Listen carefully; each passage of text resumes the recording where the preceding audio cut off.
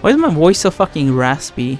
After about 20 minutes of flying, we finally reach our friends who appear to have already finished all their shopping. Once we are done telling them about what happened in the ruins with the illusionist, we also spend a few minutes buying some provisions. Then we decide to look for an inn where we can spend the night, since the rebels would probably ask us too many questions if we were the only ones who returned safely after the fight with the overseer. Finding an inn that was still doing business despite its recent lockdown proved to be a little harder than anticipated, but after an hour or two of searching, and that took a long time, we did manage to come across one that was open. As soon as Hardrick was done negotiating our price, we booked one large room for all of us, separate beds. Then we went inside our room to discuss what we would do for the rest of the day. Since this was the last day in which we could see Layla before our departure, we had a bit of trouble deciding how we divide our remaining time with her. After discussing things between ourselves, everyone agreed that me and Kate should get to spend the most time with Layla, since we were the ones who got along with her the best. The arrangement that we came up with was Darren, Hardrick, Melindra, Flower and Iluna would have access to Layla until the end of the evening, then Kate and I would take one night shift with her, so that we could have enough time to properly say goodbye. Oh, Layla is gonna stay here, right? I forgot. This would of course mean that Layla would not be able to get any sleep for the night, but she said she didn't have any problem with that, since she didn't have anywhere to go tomorrow, so she could just get some sleep after we leave. While Darren and the others were busy talking with Layla and remembering, that's the first time I heard that word, I'm guessing that's like remembering memories or something, our moments together, I figured that this would be a good opportunity for me to practice my ethereal plane shifting, since I probably won't be getting much of a chance to do it while we're on the road tomorrow. It took me about an hour, but I eventually found a way to be aware of both planes at the same time, even if one of them would only be there in the back of my mind. It's as if it was somewhere in my peripheral vision. That's pretty cool. This way I would not need to be worried about my body being attacked in the earthen plane, while my soul would be busy exploring the ethereal plane. It would only be a guarantee if any of my friends had anything to say to me while I was in the ethereal plane. I could hear them talking and switch back. One other thing I achieved by training myself was to no longer handle the shift between planes by blinking my eyes, rather do it simply by focusing my consciousness on one plane or the other. As soon as I got the whole system in place, I asked Flower if she felt well rested enough to teleport outside my sanctuary for a little, in order to help me practice some of my spells, but Luna said that it would be too dangerous for her to transform again so soon after everything she's done today. Yeah, that was kind of insensitive. We should leave it for tomorrow, after she'd get a good night's sleep. When the evening was finally at an end, we all went to sleep in our rooms except for Kate and Layla, who took the first night shift to get somewhere outside the inn. A few hours later, Kate was the one who woke me up and telling me that Layla was waiting for me downstairs. After changing out of my pajamas and grabbing my backpack, I walk out of our room and I find Layla sitting on the ground with her bag on the wall, as a clothes shop that is located right across the street from our inn. Once I reach Layla, I seat myself next to her and we begin to talk, but from the very first moment I notice that something is wrong. Our conversation does not flow as naturally as it usually does. I think it's because we both know that this will be the last conversation we'll be having in a very long while, and we're both feeling a lot of pressure because of it. Who knows when we'll be seeing each other again after this? What if something goes terribly wrong during the tournament and I never manage to come back to her? What if I say something really stupid to her today and that will be her very last memory of me? As the thoughts keep racing through my head, I'm finding it more and more difficult to concentrate on what I'm saying. Eventually, after only a few minutes of conversation, the two of us stop talking completely. There is a very awkward silence that has not even once before happened between me and her, even though she's a mute. So, well, she's not really mute. I think she's doing that on purpose, wasn't it? I mean, not purpose, like because of some mental trauma or something.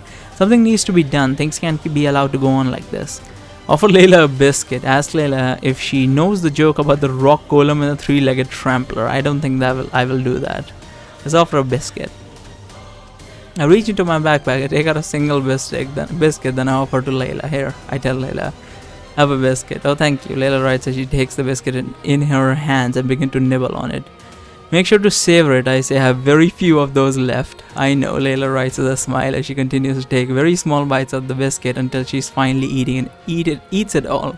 Once she's done eating, I suddenly realize that this has not helped to move our conversation forward at all. We are still just sitting around awkwardly without either of us being able to come up with anything to talk about.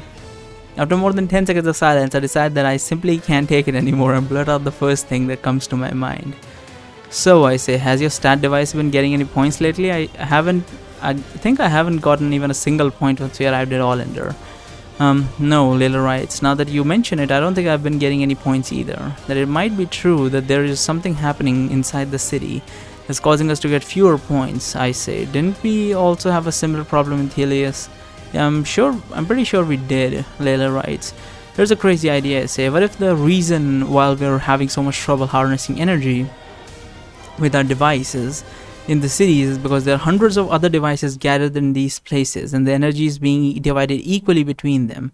I don't think so, Layla writes. If there were so many people with devices walking around these cities, I would have detected at least one of them. My stat booster alerts me when there are other stat devices around me, remember?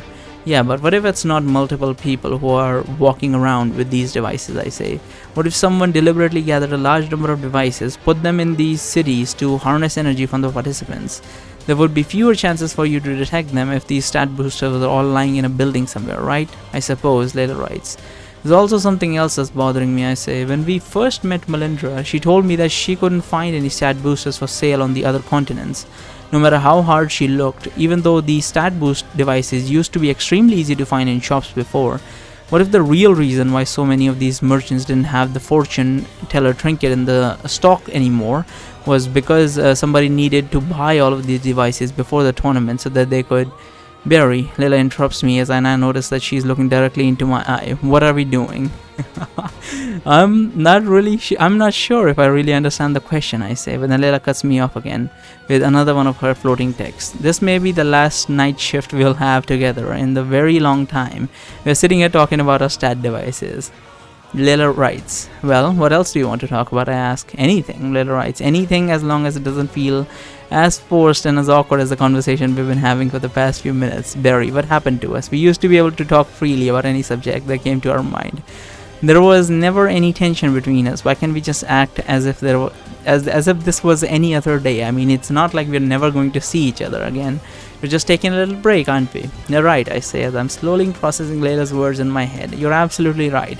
I don't know what I'm getting so worked up about. We're practically only taking a short trip of a few weeks, maybe a month, and then we'll be back. People would normally be so tense just because they won't see each other for a few weeks, right? Exactly, Layla, right. So let's just forget about all this and talk normally like we usually do. Alright, you've convinced me, I say. So, what do you figure should be our next topic of conversation? Doesn't matter, Layla writes with a smile. But whatever it is, I'm planning to enjoy every moment of it. We then begin to slowly relax and we start to reminisce about our first days together in Thelius. Soon we forget about the stress we had before, continue to talk naturally about everything. Anything that would come to our minds, just like we always did. The rest of the hours passed us by very quickly. We made sure during this time that not a single moment was wasted. No matter what happens in the future, we will always be able to look back on this day. Remember it with a smile on our faces. Of that I'm certain. I feel like she's gonna initiate some like, oh, are you in a relationship with Melindra? And we're gonna be like, no, and she's gonna propose or some shit.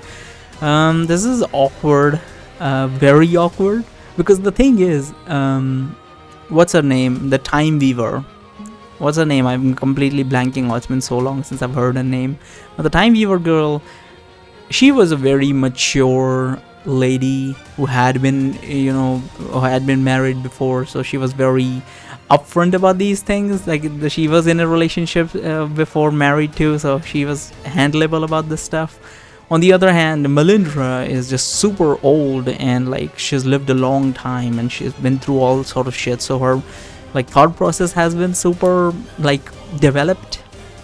But from the looks of it, Kate is someone who has never really been in that sort of like relationship or that sort of situation, so her feelings will be all over the place, and I'm feeling like, oh, I don't really want to deny her or anything, but like I know that's not gonna be very good eventually in the long run. But eventually when I do the love playthrough or whatever, when I'm gonna try and explore every single plot line with every single woman that is allowed to us by the game, we'll see what we can do. But other than that, yeah. We'll stick to no bitches for this particular run. We'll see in the next one. The rest of the hours passed us by very quickly, but we made very sure during this time that not a single moment was wasted. No matter what happens in the future, we will always be able to look back on this day, remember it with a smile on our faces. Of course, I'm certain of that. I'm certain. Okay. Have you ever thought about what you're going to do after we leave? I asked Layla. Will you be staying with the rebels in the underground, or will you move somewhere else?